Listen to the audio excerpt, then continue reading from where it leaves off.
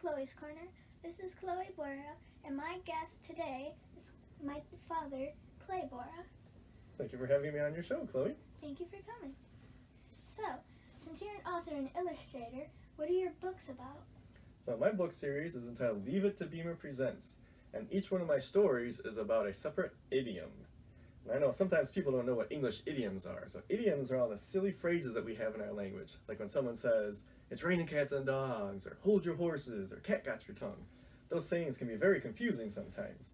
So in each one of my stories, Beamer hears someone use one of these silly phrases. In this case, it's "Don't let the cat out of the bag," or "The elephant in the room." And he kind of wonders, well, what does that mean? So then Beamer dreams up a whole wild, crazy story in his head to explain what he thinks it means, and by the end of the story, he actually learns the real meaning behind the idioms. So, since we've met Beamer, when did you first create him? Ooh, that's a good question. So I've been drawing Beamer since I was 12 years old. That's a long time ago. That's almost 30 years I've been drawing him now.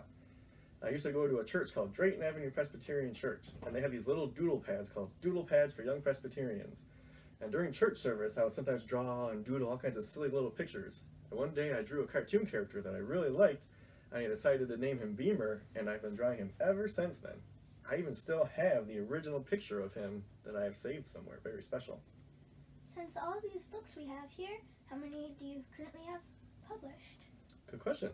So as of right now, I have 3 children's books published. I have Leave It to Beamer Presents Don't Let the Cat Out of the Bag, The Elephant in the Room, and The Proof is in the Pudding, and I'm currently working on my 4th book. So, if we're on the topic of books, how long does it take to create and finish a book? Ooh, so being a children's author is not my full-time job. So I work on my books whenever I can find spare time, on nights and weekends and things like that. So each one of my books has taken me probably about 1 whole year from beginning to end. So another question is, what is the process of publishing books? Ooh, that is a very good question.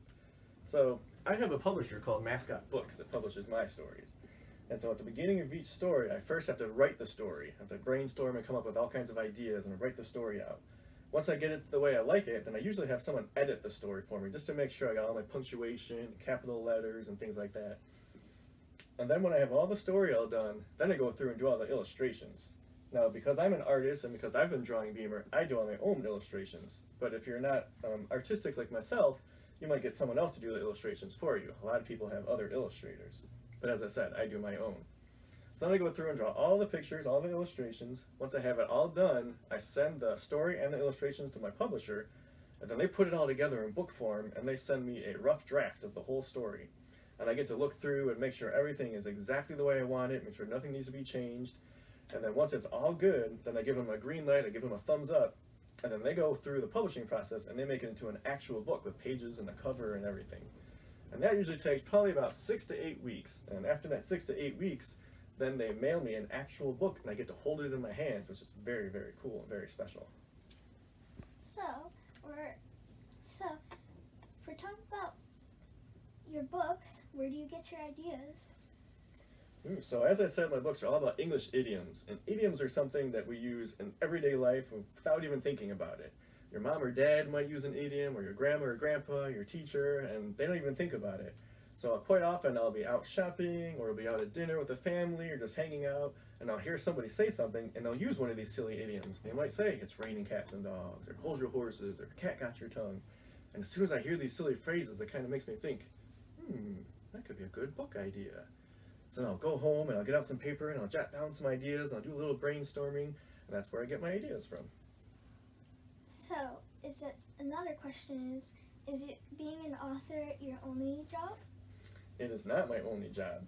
As of right now, I have a full-time sales job where I do sales and marketing, but hopefully someday I'll be able to make it so that this is my only job. I would love to be able to do that. Another question, where can we buy your books? So my books you can buy right through my website, which is www.leaveittobeamer.com. I have a store on my website you can buy them. I also have my very own Etsy store where you can buy them. The name of my store on Etsy is Leave It to Beamer. You can also buy my books on Amazon.com, on BarnesandNoble.com, BooksAMillion.com. If you go to my website, there's also a list of other stores locally in Michigan. There's a handful of stores throughout the state that actually carry my books where you can go buy them. So check out my website and you can find out where to get them from. So, do your family members help think of ideas for your books? They do. My wonderful daughters and my son and my wife always give me ideas. They're always trying to think of ideas for the next book so that they can give me that idea. So they might have idioms that they heard throughout the day or something that we said, and they can say, "Ooh, Dad, that's a good idea for a story." So yes, I get lots of ideas for my kids and my family.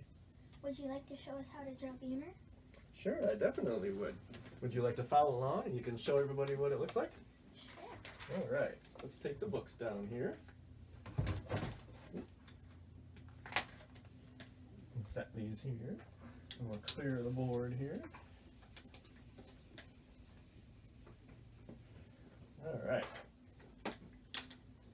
Now, I also have my very own YouTube channel with a lot of these videos.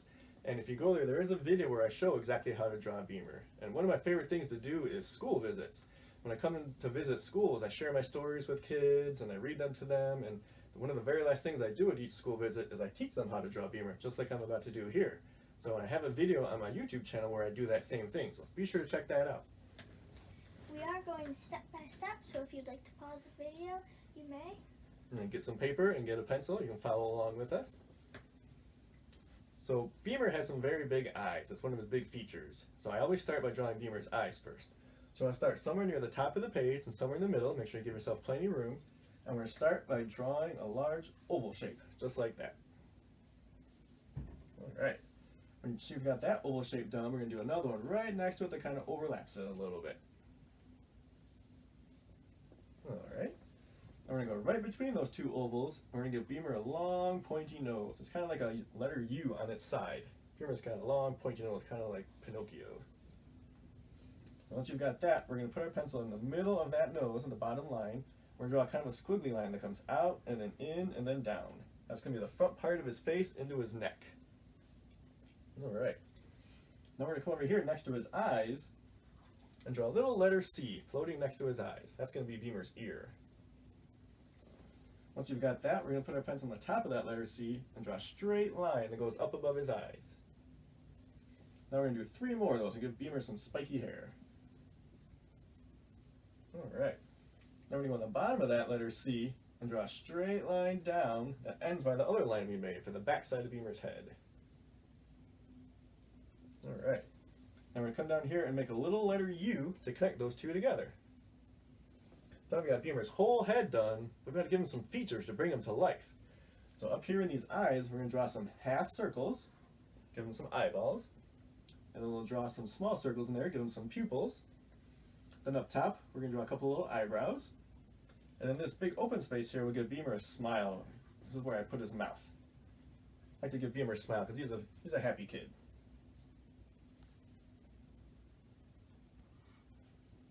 All right. Now we got his whole head done. We got to start in on his body. So we're going to come over here by his neck, and we're going to draw almost like a uppercase letter G. That's going to be Beamer's shoulder and his shirt sleeve. Once you have that, we're going to draw 2 straight lines sticking down. It's going to be Beamer's arm. And then we're going to give Beamer 3 fingers. It's almost like a letter W down here. So we're going to go 1, 2, 3. That's Beamer's hand.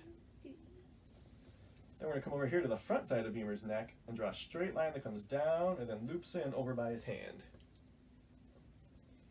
Then we're going to come over here and back up by his neck again, and we're going to draw a square shape sticking out for Beamer's other arm. All right. And then we'll draw 2 straight lines sticking out from there. And then 3 more fingers. So 1, 2, 3. 1, 2, 3. All right, so we got his head and face done, we got his upper torso done. Now we just got to give Beamer some legs. We're going to come down in the middle of this bottom line here. We're going to draw a rectangle shape sticking down. It comes back up. And we'll do another one right next to it that kind of overlaps it there. And then the very bottom, we'll give Beamer some shoes. So we'll draw some circle shapes down here. Now you got yourself a picture of Beamer. If you'd like to write his name on there, Beamer's name is B-E-A-M-E-R.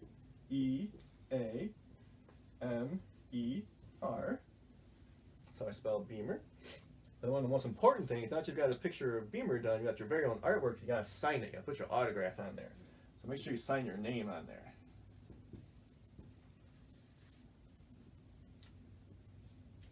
All right. Now let me show everyone the picture that you made.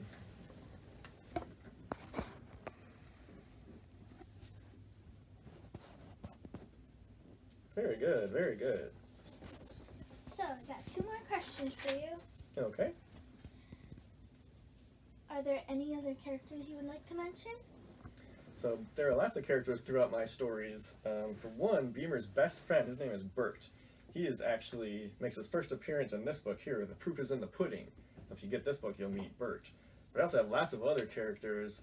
For instance, in Don't Let the Cat Out of the Bag, we have this mouse here whose name is Monterey Jack. He's the hero of that story. In The Elephant in the Room, we have some elephant ninjas that come in to save the day. And then in The Proof is in the Pudding, we have Lieutenant Lucas and Inspector Isaac, who are the heroes of the story. So there's lots of characters I put in my stories. Since we're talking about characters, what do you base your characters off of? That's a very good question. So I like to use lots of animals as my characters. And when I choose names for my characters, I like to use names from all of my kids and my nieces and nephews and other friends that I have, because I think they find it's neat when I create a story and they're one of the characters in the stories. So, another thing, where did you get the idea for your coloring book?